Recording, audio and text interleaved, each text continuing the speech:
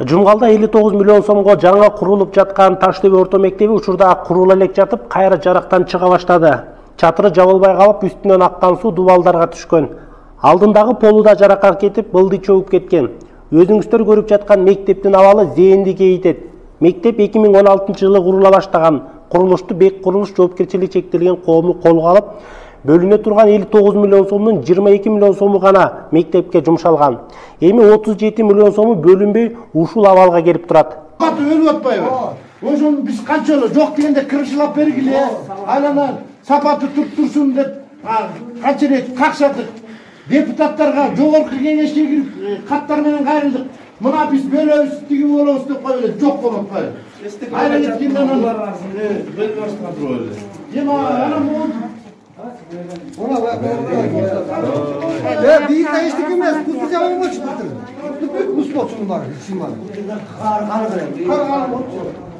O işte büyük musluk boyatlar. Бул жерге Кыргыз Республикасынын билим берүү министри Алмаз Бейшеналиев келип, өз көзү менен да көрүп кеткен. Өкмөттүн ушундай таш боордугубу же акча жок деп шылтоонун артыбы жок дегенде кышкы суукту кар менен жаан чачынды эске алып, чатырын жаап салса, мындай абал жаралбайт эле да. Бийликтин ушундай кайдыгерлиги элдин ишенимин кетирет.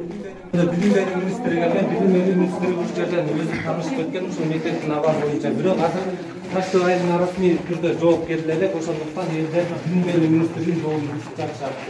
Жооп бербеген үчүн өздөрү ушинтип наразычылык акцияга катышат.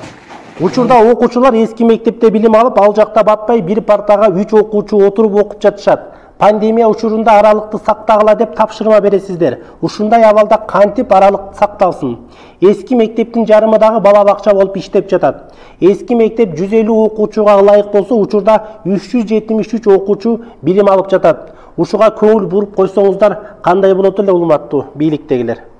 Суу тамып атат, могу кирпичтин баары эме болуп атат да. Бул кайра суу болуп атат, үстү крышаланган жок, бул кайра урайт да. Мисалы үчүн бул башка айылдын балдарындай болуп мындай кенен окуса биздин балдар мисалы үчүн. Кенен бир партага 3 балдардан 3 бала тыгыл окуйт да. Мектеп кичике, аябай эле кичике. Ошонун себебинен биз ушу мектепти сунуш кылып канча жыл мурун киргиздик эле.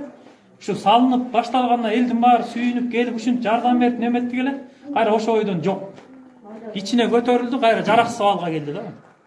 Азыр эч кандай буга эч ким жоопкерчилик жок. Каралбай президент келди, Садыр Жапаровго кайрылабыз. Ушу мектепти келип карап, ушу жок деген өзү немесин жиберип, каратып кайратып. Ушу мектепти кайра башынан карап ушу куруп берип коюшун суранабыз. Ушу мектеп курулуп калса биздин балдарыбыз деле окуса жакшы болмок. Айылыбыздан кичине жакшы нерселер чыкмак. Айылыбызда келечекте жаш муундар чыкмак. Биздин айылыбыз деле ушу деңгээли көтөрүлүп, элдин катарына башка айылдын деңгээлине кошулса деп ой максатыбыз.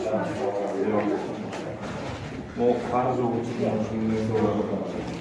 Былтыр мындан могу жерлердин баары мындай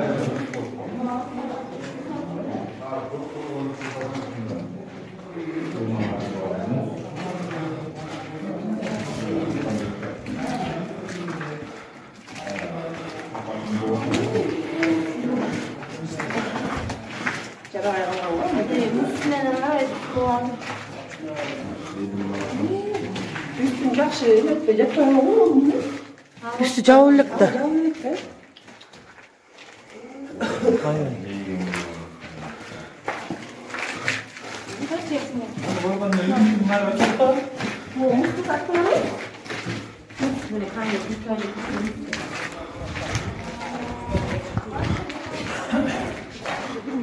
Kандай болсо ошондой жабылаттычы, манан Самигиланы бүтүш керек болуп атпайбы? Өзүнүн проектисинин негизинде бүтүш керек да. Анан Ушу ким бүтүрөт деп ишенесиздер? Эми бул жөнүндө быйыл мына президенттик шайлоо болбодубу? Мына ошондо ушул садырыбыз көп нерсени түшүнүп монтип атат, ушул садырыбызды 80% шайладык эле ушул быйыл бүтүрөт го деп биз ушул Садыр Нуркожоевден үмүтүбүз чоң.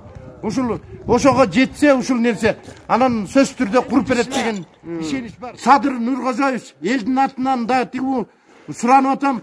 Быйыл бул мектеп дагы калып кала турган болсо, анда үмүт жок, жарабай калат. Толук бүтсүн бул мектеп. Бул жарабай калат да, эмчиликке калса бул мектеп бүттү колжу. Карап, стеналар бар, нөсөр көрүнүштөр бар эмен стена. Эл каржылап 59 миллион сом каралды эле. Ошол 2016 жылы эле 22 миллион сомго жумушу бүткөнүн өзүңүздөр көрүп чыктыңыздар. Муну Таштөбөнүн эли баарыңыздар эле билесиздер.